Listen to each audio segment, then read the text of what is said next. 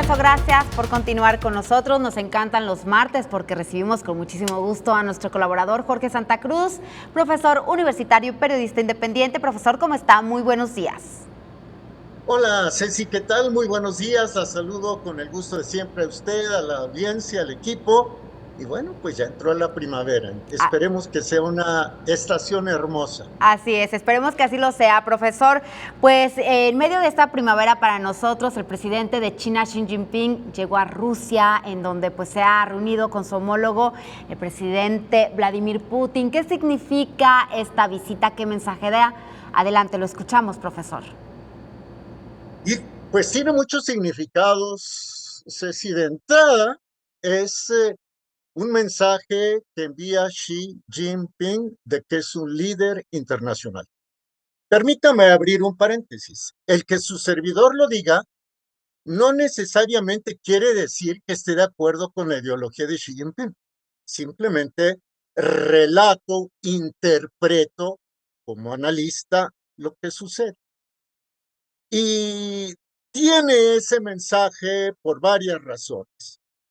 El primero, la primera de ellas es porque hace apenas unos cuantos días, hace 4 días, Ceci, la Corte Penal Internacional emitió una orden de captura contra el presidente de Rusia, el presidente Vladimir Putin, acusándolo de crímenes de guerra en Ucrania. Fíjese usted que Xi llega a Moscú 3 días después de que ocurrió esto. Por cierto, la justicia rusa ya abrió una investigación penal contra el máximo dirigente, contra el máximo juez de la Corte Penal Internacional, Karim Khan, y contra los otros jueces, porque dice que actúan de manera injusta contra Putin. Entonces, el segundo mensaje que envía Xi es apoyo a Putin a pesar de la orden de captura, que hay que decirlo entre rayas, tiene muy poca perspectiva de ser cumplida, porque Rusia, por ejemplo, no ha reconocido al Estatuto de Roma que dio forma a la Corte Penal Internacional. Pero el mensaje de Xi es: estoy con Putin. Luego, hace unas muy pocas horas, este martes 21 de marzo, se dio una rueda de prensa conjunta en Moscú. La sustentaron tanto el presidente de Rusia, el presidente Putin, como el presidente de China, Xi Jinping. En esa rueda de prensa conjunta, Putin destacó que continuará la colaboración económica y comercial entre Rusia y China. Rusia, lo digo entre paréntesis, es el principal proveedor de petróleo de China. Ya superó a Arabia Saudita. Lo habíamos dicho aquí alguna vez. Pero por el otro lado, Xi, en esa rueda de prensa ocurrida hace unas cuantas horas, dijo que la relación de China con Rusia, que las relaciones bilaterales gozan de un sano dinamismo y que existe una confianza mutua en las relaciones políticas. Y si me permite, voy a transcribir, o mejor dicho, voy a leer de manera textual un párrafo de lo que dijo Xi, lo voy a poner aquí en la computadora, en esa conferencia de prensa bilateral, ya para ir preparando el cierre.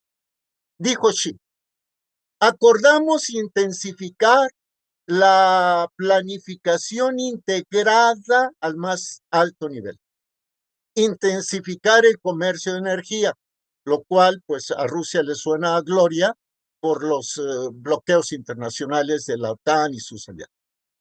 Intensificar el comercio bilateral, recursos y productos eléctricos.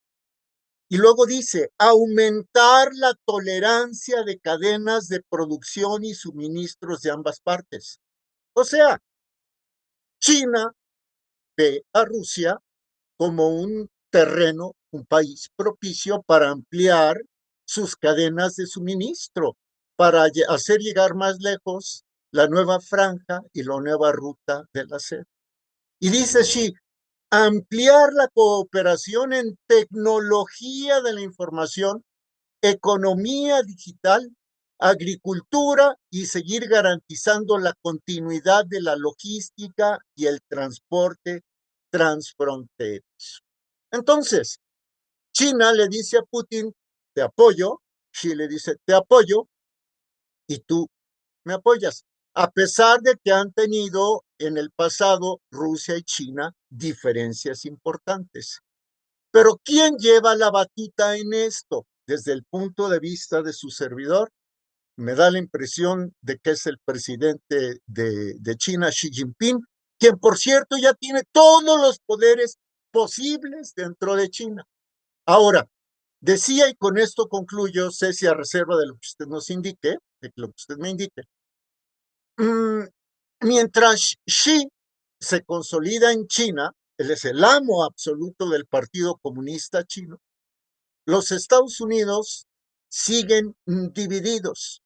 Podríamos decir que son los estados divididos de América. ¿Por qué? Porque republicanos y demócratas se siguen golpeando mutuamente, el desarrollo del país, el combate a la inflación, etcétera, se estancan e incluso se puede venir una tormenta si hay una acción judicial contra el expresidente Donald Trump. Para concluir, Xi asume un liderazgo global frente al liderazgo que tiene Estados Unidos como potencia, con el apoyo del Reino Unido, de la Unión Europea y demás aliados. Ceci. Profesor, ¿qué significa entonces tanto para Occidente, específicamente para los Estados Unidos, este respaldo o este acercamiento de China para Rusia? También le pregunto, sabemos obviamente que para Rusia es muy importante China, pero para China también es importante el hecho de tener estas relaciones diplomáticas y comerciales con Rusia, o China lo podría hacer con cualquier otro país. ¿Qué significa? China también necesita de Rusia, eso por una parte, y ahora veíamos, además de esta crisis política que está viviendo los Estados Unidos, pues bueno, que todavía le sumamos esta cuestión de la posible detención del expresidente Donald Trump, la quiebra de bancos tanto en Estados Unidos como en Europa. ¿Esto está pegando en Asia? En Asia, difícilmente, porque sea como fuere, y concretamente China, el gobierno comunista chino respalda a los bancos. ¿Qué significa para Occidente? Bueno, para Occidente significa un desafío en momentos en que se especula en el sentido de que Estados Unidos y sus aliados podrían enviar armas con uranio sucio a Ucrania y que se disponen a enviar 1 millón de obuses al ejército ucraniano. Entonces, es decir, Rusia no está sola, aunque China mantiene la tesis de que se debe negociar, de que se debe tener una salida política. Ahora, la siguiente pregunta es, ¿qué tanto necesita China de Rusia? Bueno, China es la voz cantante en el mecanismo de cooperación de Shanghái y es la voz económica cantante también en los BRICS, Brasil, Rusia, India, China. Y es la voz cantante en el acuerdo regional de Asia-Pacífico. Pero China todavía no está al nivel de potencia, superpotencia económica como Estados Unidos. Me explico. El Producto Interno Bruto de los Estados Unidos debe rondar en este momento en los 23 billones de dólares. Perdón, sí, algo así como, no, 28 billones de dólares. El de China debe andar como en los 23. Entonces, a China todavía le hace falta crecer.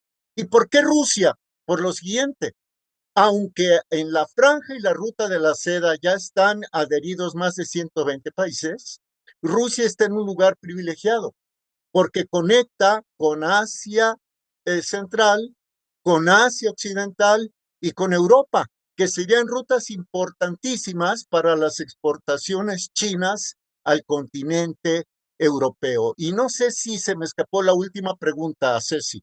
No, con esto está muy bien, profesor, porque se nos termina el tiempo. Estaremos muy pendientes de cómo va avanzando, pues bueno, el caso del expresidente Donald Trump en los Estados Unidos, cuáles podrían ser las consecuencias. Y mientras tanto, pues vemos que efectivamente China le da este respaldo a Rusia y envían un claro mensaje a Occidente, específicamente a los Estados Unidos, profesor. Así es, Ceci. Qué gentil usted, su equipo, su audiencia. Un fuerte abrazo en primavera. Al contrario, profesor, muchísimas gracias. Nos vemos la próxima semana. Le mandamos un abrazo. Muchísimas gracias al profesor Jorge Santa Cruz.